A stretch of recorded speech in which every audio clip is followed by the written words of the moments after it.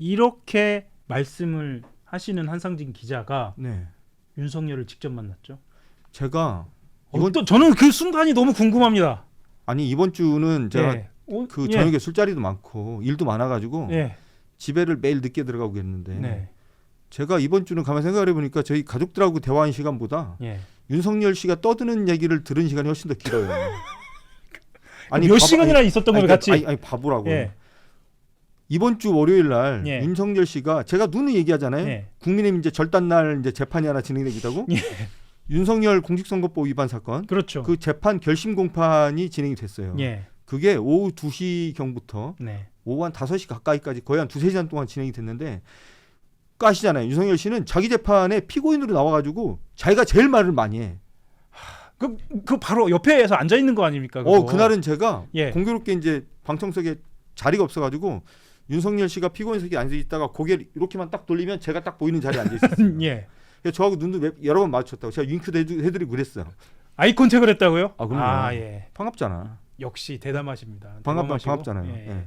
반가를 못해도 예. 그죠? 그랬는데 거기서 이 사람 떠드는 거 한 3시간 들었죠.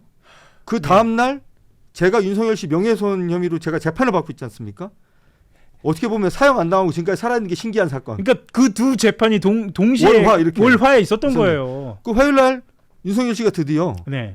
저희가 수사가 시작이 되고 재판이 시작된 지 이제 3년째가 다 돼가는데 예.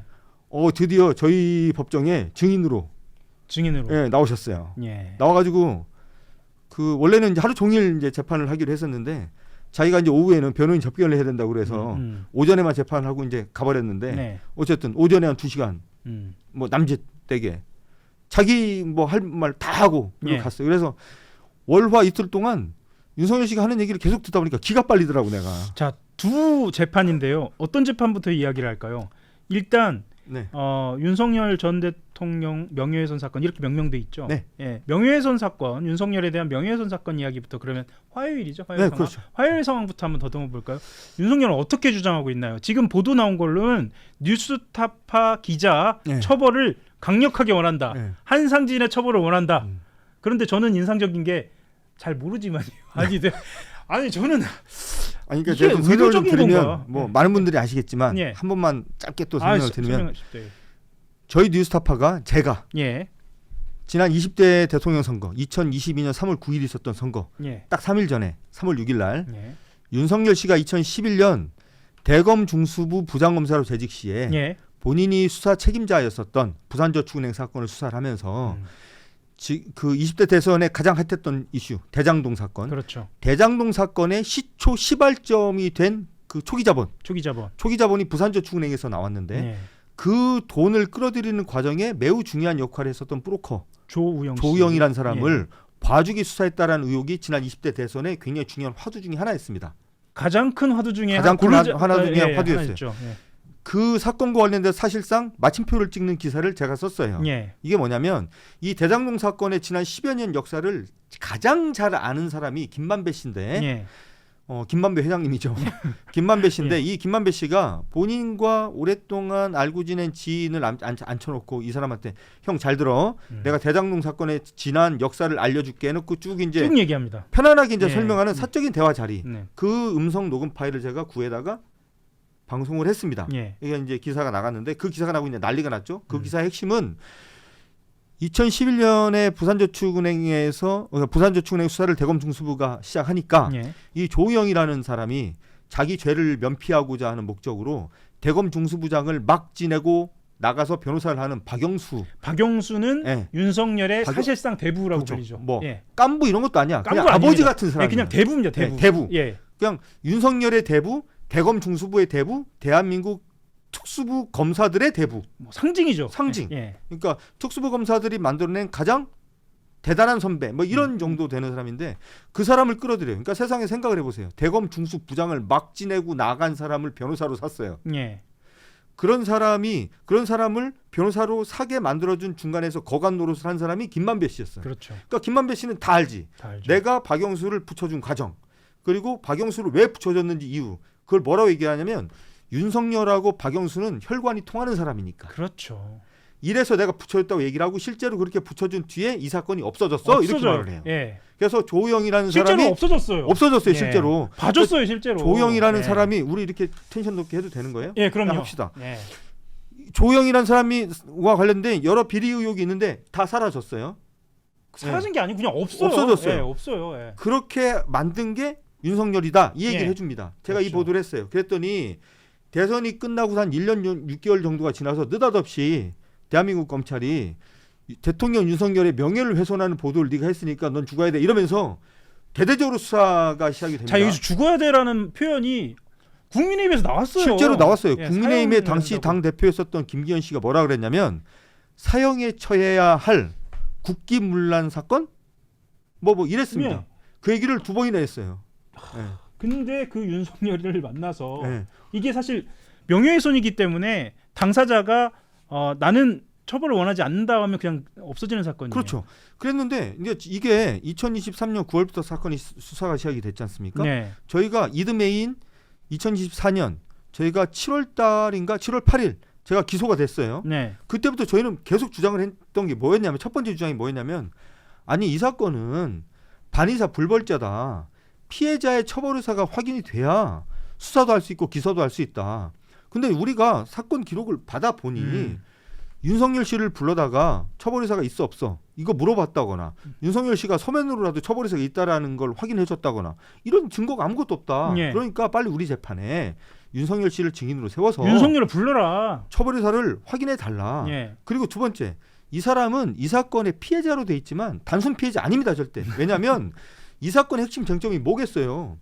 2011년 부산저축은행의 수사 과정이 제대로 됐는지 아니면 봐주기 수사가 있었는지를 확인하는 게 첫 번째 과제잖아요. 예. 이유가 뭐냐면 명예훼손이라며. 그것도 허위사실에 의한 명예훼손이라며. 그러면 저희가 보도한 내용이 허위사실인지 여부를 따지는 게 첫 번째 쟁점이잖아요. 예. 그럼 이 허위사실인지 여부를 따지는 거는 윤석열이 2011년에 수사를 제대로 했는지 안 했는지 따지는 게 우선이라고요. 예. 그러니까 이 사람은 단순 피해자가 아니라 피해자이면서 동시에 이 사건의 핵심 당사자입니다. 그렇죠. 그래서 이 사람을 법정에 불러서 당신이 2011년에 수사를 하는 과정에서 봐주겠다라는 의혹과 증거가 이렇게 있는데 여기에 대해서 당신의 입장은 뭐야? 라고 물어봐야 되는 거예요. 그래서 그리고 사실 예 말씀. 증인으로 세워달라고 저희가 그렇게 요구를 했는데 안 해줬어요. 재판부에서. 그러다가 내란이 벌어지고 난 뒤에 작년 말쯤 돼서 재판부가 불러야 될 필요가 있어 보입니다. 이렇게 나온 거예요.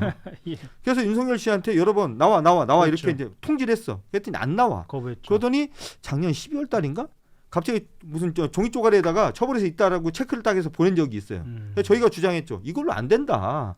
이 사람은 처벌 의사를 정확하게 자기 입으로 밝히는 과정도 필요하지만 아까도 말씀드렸듯이 2011년 사건의 수사에 대해서도 우리의 질문에 대해서 답할 의무가 있는 사람이다. 그렇죠. 그러니까 풀어줘라. 그래서 재판부가 강력하게 요구를 해가지고 드디어 나온 겁니다. 그게 이제 이번 주 화요일인 거예요. 예. 그래서 이제 나왔어요. 서설이 너무 길었지만 자 지금부터 아니요. 예. 나와서 저희가 이제 첫 번째로 이제 물어봤겠죠. 예. 자, 이 사건은 이러이러한 사건입니다. 잘 아시죠? 그러니까 딱 윤석열 씨가 하는 얘기가 이제 저희 변호사가 이제 저희 뉴스타파 쪽 변호사가 네. 첫 이제 증인 신문에 나섰어요. 그 얘기를 하니까 저희 변호사 말을 딱 끊더니 딱 하는 말이 뭐냐면 아닌데 사실은 내가 이 사건이 무슨 사건인지도 잘 모르고 그러니까요. 이게 첫 마디예요. 네, 이게 첫 마디였어요. 무슨 사건인지도 모르고 나 나왔는데 뭐 이러니까 저희 변호사가 아니 이 사건 보도 이 사건 지금 명예훼손 사건 보도 못 보셨어요 했더니 못 봤다는 거예요. 못 그러니까요. 봤대. 네. 그래서 물어봤어. 아니 근데 그럼 이상하지 않냐? 본인이 사건 보도 내용도 모르고 기사도 안 봤어. 저희가 수사를 받고 있는 이 이유가 된 기사는 제가 쓴 기사 딱 하나거든요. 그렇죠. 그냥 딱 기사 하나를 가지고 1년을 수사하고 검사 10여 명 붙여서 1년 수사하고 지금 2년째 지금 재판하고 있는 겁니다. 압수수색하고 압수수색하고 네. 난리를 폈어요. 난리를 폈죠. 제가 1년 동안 출국금지 당해서 외국 나가지도 못했어요. 지금도 혹시 아니, 지금은 지금은 아니잖아요. 지금 풀렸습니다. 그죠? 예. 어쨌든 근데 자기는 유일한 피해 당사자가 윤석열 씨인데 자기는 이 문제 기사를 보지도 않았다. 이 사건 내용이 뭔지도 잘 모른다. 그래서 기이한 현상이 벌어진 게 당신이 어떤 피해를 당했는지에 대해서 우리 변호인이 설명을 해줬어요. 네. 자, 잘 들으세요. 이 보도 내용이 이런 거고 예. 당신은 윤석열 당신은 이런 피해를 봤습니다. 이런 피해를 봤다고 지금 돼 있어요. 그랬더니 예. 뭐 그러냐 그러면서 근데 보도 내용도 모르시고 안 봤는데 이 처벌 의사가 있다고 밝히시는 이유가 뭘까요? 그러니까 라고 물어봤어요. 모르는데 어떻게 처벌 네. 의사가 있는 거예요? 물어보니까 이 사람의 답변이 가관이었어요. 뭐라 그랬냐면 예. 아니 검사들이 범죄 혐의가 있다고 기소를 했으니까 그만한 이유가 있겠지. 그러니까 이 사람이 지금도 검찰주의자인 거야. 그렇죠. 자기가 검사로 있으면서 자기 후배들 그 후배들이 알아서 어련히 잘 수사했겠냐. 범죄 혐의가 있으니까 기소했겠지. 근데 생각을 해보면 이 사람이 지금 한 8개 9개 되는 재판 수사를 받고 있지 않습니까? 윤석열 그렇죠. 씨가 예. 자기가 지금 재판받고 있는 사건에 대부분의 사건이 검찰에서 파견된 검찰청에서 파견된 검사들이 특검에 가서 수사한 사건이야. 그러니까요. 근데 왜 여기서는 자기는 죄가 없다고 계기죠? 진짜 저는 사실 윤석열이 왜 그렇게 말을 했는지 전 조금 이해를 해보려고 노력을 했어요. 왜 그러냐면 이 윤석열이라는 사람은 대통령이라는 자리보다는 검찰총장의 연장선으로 계속 있었던 것 같아요. 그럼요.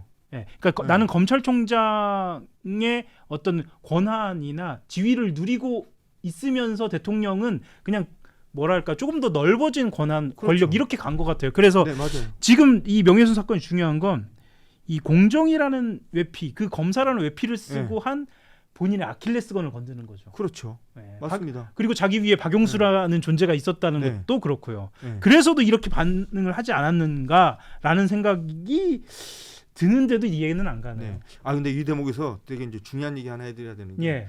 저희가 이제 그 화요일날 재판에서 물어봤다고 했잖아요. 네. 처벌 의사가 있습니까? 이렇게 물어봤다고 했잖아요. 그렇죠. 저희 그 변호인이 사전에 이제 들어가기 전에 저희하고 이제 얘기를 했어요. 그렇죠. 예를 갖춰서 질문하자. 무례하게 하지 말자. 대통령님이라고 붙여주고 예. 예우를 갖춰야 되는 거죠. 그렇게 질문을 해보자. 예. 그래서 뭐 윤석열 씨가 뭐 이렇게 하지 말자. 이렇게 얘기를 했어요. 법정에서는 최소한 존중을 해주자. 그럼요. 예. 저희는 민주시민이니까. 예. 그잖아요. 그렇죠. 그래서 이제 저희 변호인이 질문했어요. 대통령님께서 이 기자들에 대해서 그 전에 말씀드렸듯이 이제 사건 내용을 설명을 또 해주고 예. 기자들에 대해서 처벌 의사가 있으십니까? 물어보니까 이 사람이 제가 그날 증인석 바로 뒤에 제가 뒤통수 보고 앉아 있었거든요. 예. 이 사람의 말이 제일 크게 들리는 자리죠, 제가. 윤석열 씨의 답변이 난 진짜 그 답변 딱 나오자마자 깜짝 놀라서 막 엄청 웃었어요. 막 그 웃음 참나라도 죽는 줄 알았는데 제가 성대모사를 해드릴게요. 예. 저한테 물어봐 주세요. 처벌 의사 있냐고. 자, 처벌 의사가 있습니까? 네. 그렇게 얘기한 거예요? 네. 진짜. 아니 이게 갑자기 예. 생각을 해보세요. 이게 제가 다시 해보고 싶다. 예. 처벌 의사가 있습니까? 네. 딱 이거였어요. 내가 성대모사 똑같이 한 거야. 예. 예. 나 깜짝 놀랐어요. 예. 보통의 경우라면 처벌 의사 있습니까? 그러면 뭐 이 사건은 어쩌던데 해서 뭐 처벌 의사가 있습니다. 혹은 그렇게 처벌 의사가 주관계 없습니다. 맞춰서 얘기하는 게 맞죠, 원래. 최소한 주어 서술로는 맞춰서 예. 본인의 저는 뭐 이렇게 하든지 해야 되는데 네.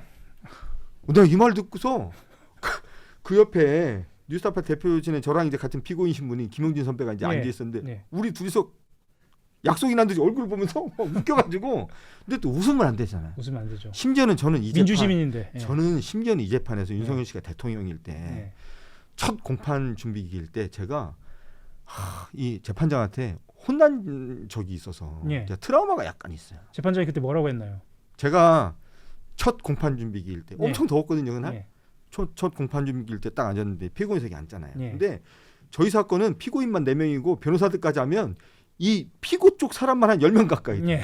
그러니까 조그마한 법정에 앉으면 보통의 이제 바글바글 그 하군요. 검사석 예. 반대편에 피고인석 앉잖아요. 예. 여기를 채울 수가 없어. 예. 그래서 재판부가 정면으로 보이는 쪽에 예. 탁자를 놓고 이제 저희가 쭉 앉아 있는데 좁아. 예, 여기도 좀 좁아. 좁지만 좁지만. 옹기종기 뭐야 앉는 여기도 거죠. 좁아. 예. 그래서 이 탁자 안에 들어갈 수 있는 사람이 30명밖에 안 됐는데 저가 이제 제일 막내라. 예. 탁자 옆에 밖에 앉죠. 나 앉아 있었어. 별 생각 없이 다리를 꼬고 있었어요, 내가. 다리를 꼬고 있는데 갑자기 재판장이 재판을 막 지나가다가 어이 한상님 피고인. 그 저를 불러서 내가 고개를 들었지 했더니 자 다리 꼬지 마세요. 놀러 왔어요? 제가 엄청 혼났어. 그래서 제가 지금도 습관적으로 예. 법정에 2주에 한 번씩 계속 나가잖아요. 전 지금도 절대 다리를 꼬지 않습니다. 일단 다리부터 딱 예. 자세부터 바로 하시는군요. 그래서 제가 다리도 꼬지 않는 제가 예. 웃겠어요? 저는 항상 이렇게 경건한 자세로 네. 재판부를 존중하는 자세로. 근데 와, 네 이 말 듣고 너무 웃겨가지고 근데 윤석열은 네. 사실은 그 네 말고는 구구절절하게 본인을 변호하는 거 아닙니까? 그렇죠. 네, 해놓고 그런데 뭐 이렇게 시작하는 거예요. 예. 예를 들어서 아까 이제 그 진행자께서 박영수 검사 얘기를 했잖아요. 그렇죠. 박영수 이제 특검, 박영수 고검장 얘기를 하셨잖아. 이 박영수 씨에 대해서 이제 우리가 뭐라고 물어봤냐면 혹시 2011년에 박영수 씨가 조영의 변호인이 됐다는 거 알고 있었냐? 예. 혹시 그거를 당신한테 연락을 해서 알린 적이 있냐? 조영 씨를 잘 봐달라고 한 적이 있냐? 우리 입장에서 당연히 물어봐야 되는 질문 예. 아니에요. 했더니 윤석열 씨가 이제 답변을 제가 이제 워딩은 똑같이 할 수는 없어요. 제가 이제 기억이. 근데 어떤 취지였냐면 그 윤석열 씨의 답변은 그런 전화 받은 기억 없다. 받은 기억 없다. 근데 그 다음이 중요해. 예. 받은 기억 없는데 박영수 변호사는 평상시에 그냥 자기가 누구 변호를 맡게 됐도 내가 누구 변호를 맡게 됐으니까 잘 봐달라 이렇게 얘기 안 한다. 예. 이렇게 얘기 안 하고 뭐라고 얘기를 하냐면 가끔 전화해서 누가 참고인으로 들어가 그 잘 좀 해줘. 그러니까 내가 이 사람의 변호인이야 이 얘기는 빼고 예. 그냥 누구누구가 네가 하고 있는 사건에 참고인으로 들어가서 조사를 받을 거야. 와. 저기 잘 좀 해줘. 라는 식으로 하도 얘기를 많이 해서 그 사건 딱 관련돼서 조영이라는 사람 관련돼서 이런 식의 연락을 했는지는 기억이 없다. 이런 취지였어요. 와, 엄청나네요. 그러니까 이게 예. 저는 이제 이 대목에서 뭘 느꼈냐면 이거 사실상 범죄 고백 아니에요? 그렇네요. 이거 엄청난데요. 정관예우의 요구를 받았다. 내가 그 요구를 별 문제의식을 느끼지 않고 그냥 받았다. 예. 이런 얘기를 사실상 어떻게 보면 대한민국에서 정서적으로나 법리적으로나 가능하면 하지 말라고 얘기하고 있는 이 정관예우의 현실을 자기 입으로 지금 실토한 거나 마찬가지잖아요. 이게. 이 박영수라는 인물의 변호한 행적은 다 따져봐야 할 수도 있겠네요. 이거. 그러니까. 예. 근데 그런 얘기를 별일이 아니라는 식으로 얘기를 하셨어요. 야. 법정에서. 그래서 제가 그 얘기를 듣고 있으면서 어이가 없더라고요. 박영수라는 인물이 또 윤석열한테 어떤 존재인가도 알 수 있네요. 그럼요. 그러니까 변호한다는 말도 안 하고 참고인 누가 들어간다라고 윤석열한테 네. 얘기하면 그건 해결이 되는 거네요. 그러니까 이게 그 와. 전화를 내가 받았다 이렇게도 말을 하지 않았지만 그렇죠. 그냥 박영수 선배는 변호사는 그냥 늘상 그러니까 뭐 늘상이란 표현을 썼는지 기억은 잘 안 난다. 하여튼 뭐 자주라는 취지로 이런 식으로 전화를 하는 사람이라서 그때도 그런 연락을 했는지 잘 기억이 안 난다. 근데 제가 그 말을 딱 들으면서 떠올린 장면이 하나 있어요. 제가 2022년 20대 대선 3일 전에 이 보도를 할 때 예. 김만배 녹음 파일을 제가 입수한 다음에 저도 이제 이 음성 파일에 등장하는 사람들이 굉장히 많기 때문에 그렇죠. 이 사람들에게 또 입장을 들어야 되지 않습니까? 예. 제가 심지어는 윤석열 캠프의 입장을 요구했었어요. 네. 박영수 변호사 쪽에 입장을 당연히 요구했었어요. 그랬겠죠. 예. 심지어는 거기에 커피를 타줬다고 언급돼 있는 박모 검사라는 사람한테도 제가 입장을 요구하는 문자를 보냈어요. 전화에 안 받길래 예. 조호영 씨 전화번호도 어렵게 구해서 전화를 했는데 안 받길래 또 문자를 보냈어요. 제가 여러 명한테 문자를 보냈어요. 그때 박영수 쪽에서만 답변이 왔었어요. 예예예. 박영수 쪽에서 답변이 뭐라고 하냐면 제가 물어봤던 핵심 질문은 두 가지였습니다. 당신이 조호영 변호를 맡았다는 게 사실이야? 네, 맡았냐? 두 번째, 이 맡은 뒤에 조호영 씨를 좀 봐달라고 검찰 쪽에다가 얘기를 했어? 아니면 윤석열한테 연락을 하거나 해가지고 부탁을 한 적이 있어? 예. 이 두 가지 질문이 핵심이었어요. 박영수가 뭐라고 답변했냐면 조호영의 변호인이 됐던 거는 사실, 인정. 두 번째, 내가 이 변호를 맡고 나서 검찰에 부탁을 했는지 다른 곳에 부탁을 했는지는 기억나지 않는다 이렇게 왔어요. 다른 곳. 뭔 말이냐면 내가 어딘가에 부탁을 한 거야. 다른 곳. 예. 그게 검찰인지 예. 검찰보다 더 센 곳인지는 기억이 나지 않는다겠지. 그죠? 이건 자백인데요. 그러니까 거의. 여기에서부터 예. 유추해서 내가 따져 들어가면 이것도 1박 2일은 내가 떠들 수 있어요. 2011년 이명박 정부 때입니다. 그렇죠. 당시 법무장관 누군지 기억나시죠? 2011년. 예. 권재진이었을 걸? 권재진이 수석이 아니고 그때 아니면 이규남 같은 사람이었을 걸? 둘 중에 하나인 것 같아요. 그죠? 예, 예. 이 사람들이 어떤 사람인지 딱 떠올려 보세요. 제가 이 얘기까지 하기 시작하면 진짜 만리장성도 싸울 수가 있어요. 근데 이게 지금 말씀하신 내용 사실은 이 사건에 대해서 관심이 있으신 분들은 뉴스타파를 보면 아마 네. 자세히는 알 수 있으실 텐데 이 맥락을 보자면 윤석열이 이거는 도저히 이 재판에서는 어떻게 할 수 없는 상황으로 간 것 같은데요. 아니 뭐 어쨌든 이제 좀 차분하게. 예, 차분하게. 말씀드렸듯이 사실은 그날 하루 종일 윤석열 씨 증인 신문이 있었어야 되는 날이에요. 예. 근데 오후에 자기가 변호사 접견해야 된다고 가버렸어요. 예. 그래서 다음에 다시 나오기로 했습니다. 언제 나오나요? 7월 7석인 거로 제가 예, 기억이 7월 되는데 7월 7일인가 하여튼 뭐 예. 그 재판 때 다시 나오기로 했는데 그때는 이제 하루 종일 또 해보기로 했어요. 그래서 그때 또 저희가 열심히 저희가 궁금한 거 예. 또 물어보고 이건 제 하려고 개인적인 궁금증은 하나 있는데요. 네. 최근에 그 윤석열 씨가 이 재판에 등장하면 네. 건강 이슈가 있는 거 아니냐라는 얘기도 있는데 굉장히 가까이서 보셨잖아요. 월요일 날도 공선법 재판에서 제가 봤다 그랬고 예. 화요일 날 저희 재판에서도 봤다 그랬잖아요. 예. 월요일 날 공선법 재판은 사실은 이 사람이 피고인 신분이기 때문에 네. 그 증인석이 알질 일이 없어요. 근데 네. 그날이 사실은 결심 공판과 동시에 뭘 하기로 했냐면 윤우진 전 용산 세무서장에 대한 증인 신문을 하기로 했어요. 예. 윤우진이 그날은 안 안 나왔죠. 나왔어요. 안 예. 나왔는데 그 전번 재판에서 특검 쪽에서 뭘 요구했냐면 만약에 결심 공판 때도 윤우진 씨가 안 나온다면 대신 윤우진 대신 윤석열 피고인을 상대로 저희가 한 10개에서 20개 정도 간단한 증인 신문을 좀 진행할 수 있겠냐. 예. 그 허락을 해달라고 재판장께 요구를 했고 예. 재판장이 허락을 한 거예요. 그래서 그날 윤우진 씨 증인 신문이 이제 불발되면서 그 특검 쪽의 최후 진술, 윤석열 쪽의 최후 진술이 있기 전에 윤석열 씨를 증인석에 세운 거야. 세웠는데 딱 증인석에 서서 증인 선서를 했나? 하여튼 증인선 했겠지. 하자마자 앉으면서 윤석열 씨가 뭐라 그랬냐면 자기가 허리가 아파서 예. 다리를 좀 꼬고 있어야 되겠다. 잠깐만요. 예. 그 얘기를 하더라고. 허리가 아픈데 다리를 꼰다고요? 그래서 내가 저도 이제 아니 우리 나이 정도 되면 디스크 검사 디스크 이슈 다 있죠. 다 있어. 저도 뭐, 예, 그렇죠. 하다못해 손가락 맨날 이렇게 뭐 하고 허리 다 그럼요. 있잖아. 다 있죠. 아니 허리가 아픈 허리를- 사람이 다리를 꼰다? 꼬면 더 안 좋은 거 아닌가? 다리를 아니 꼬면 그 생각도 다리를 했는데 꼬면 허리 디스크가 오죠. 근데 순간적으로 뭐 그런가 보다 했어요. 예. 근데 이제 화요일 날 저희 재판에도 이제 증인석이 앉기 전에 또 그 얘기를 하더라고요. 네. 허리가 안 아파서 좋아서 다리를 다리를 좀 꼬고 꼰다. 있어야 되는데 근데 이제 말씀 그 다리 꼬는 거는 아까 말씀하셨지만 트라우마 있으시잖아요. 그러니까 저는 다리 꼬다가 이 나이에 예. 다리 꼬지 마 소리 듣고 너 놀러 왔어요 소리 듣고 예. 어. 다리를 꽉 꼰요. 그래서. 근데 그날 제가 이제 윤석열 증인 바로 뒤에서 예. 제가 봤다고 말씀드렸잖아요. 그러니까 자꾸만 이렇게 다리에 이렇게 눈이 가더라고. 예. 근데 정말 증인석에 앉아서 증인심을 하는 내내 단 한 번도 다리를 풀지 않더라고요. 건강하네요.